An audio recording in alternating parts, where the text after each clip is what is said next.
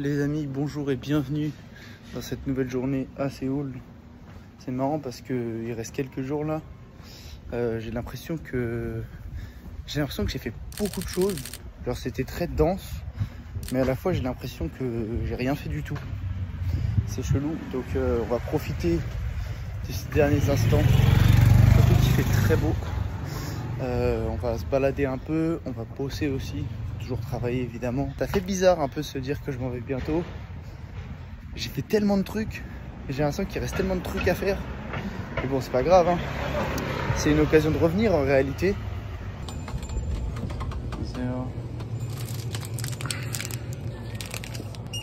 On est là.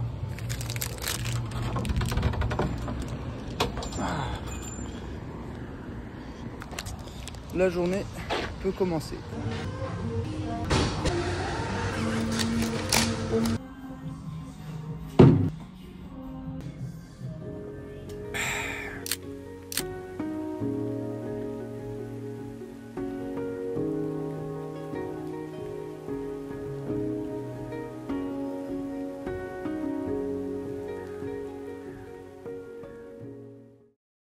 Bon, ce matin j'ai écrit pour quelques clients, j'ai créé un peu de contenu. J'ai fait le montage du deuxième vlog sur Séoul qui est déjà arrivé, hein, au moment où vous regardez ce vlog là. J'ai déjà les résultats du premier vlog et je suis très content des retours des gens. Le format il a pas fait énormément de vues, mais en soi c'est pas grave, en fait je m'en fous un peu. Je sais très bien que ça fait 3 mois que j'ai pas publié et que j'arrive avec un format nouveau qui va pas forcément plaire à tout le monde. Mais c'est pas la première fois que je prends un petit risque sur ma chaîne YouTube.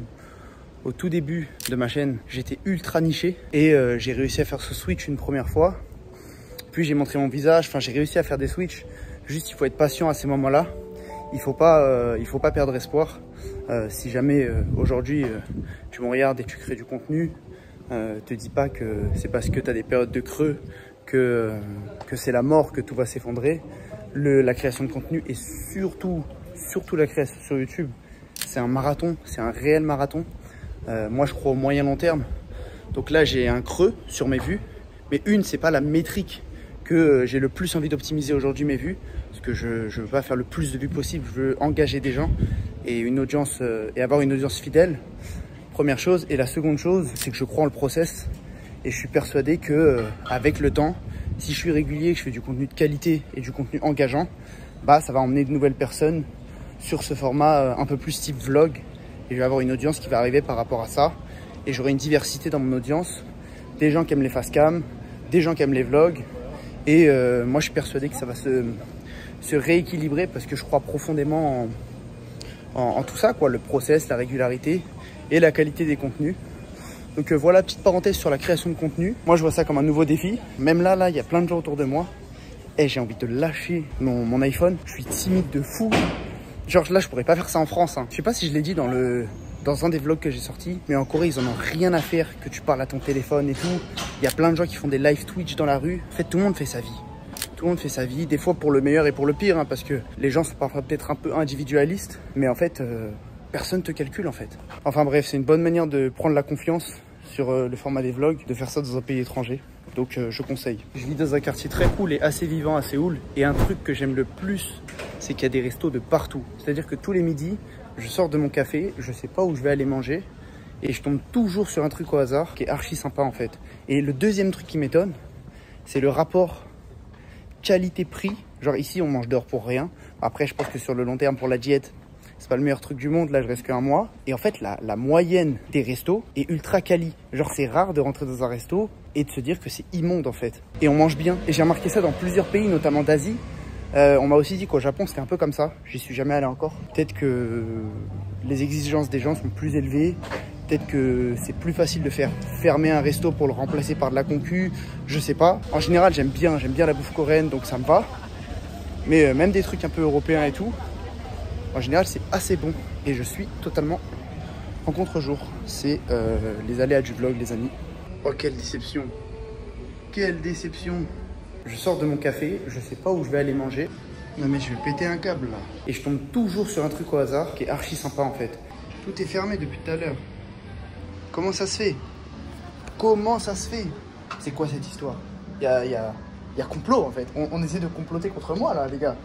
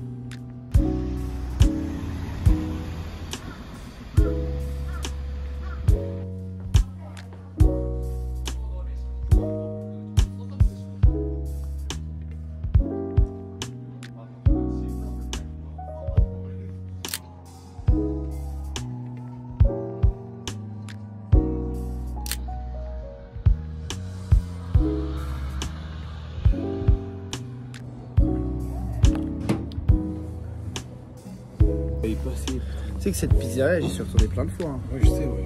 Jamais avec moi, mais ça c'était pas mal aussi. Ça c'est Café Delmas.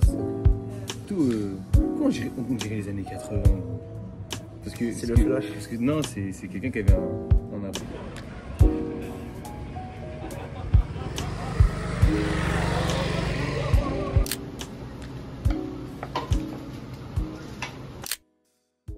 Les amis, me voilà de retour chez moi. Je me suis rendu compte en montant mes vlogs que je vous fais jamais de conclusion. Et il y a une fin un peu abrupte. Cette journée est finie. Après m'être baladé un peu dans Séoul, ce que j'ai fait, c'est que j'ai encore bossé un petit peu.